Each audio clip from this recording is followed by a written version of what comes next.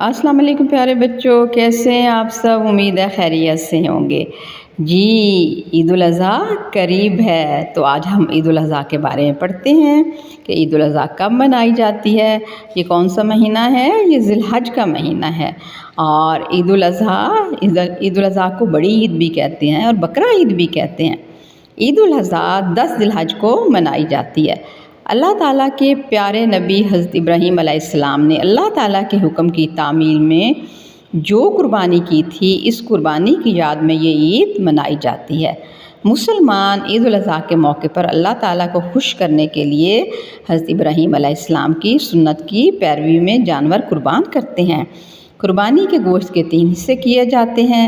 एक हिस्सा घर वालों के लिए रखा जाता है, दूसरा हिस्सा रिश्तेदारों में तकसीम किया जाता है और तीसरा हिस्सा गरीबों और मस्कीनों में बांटा जाता है।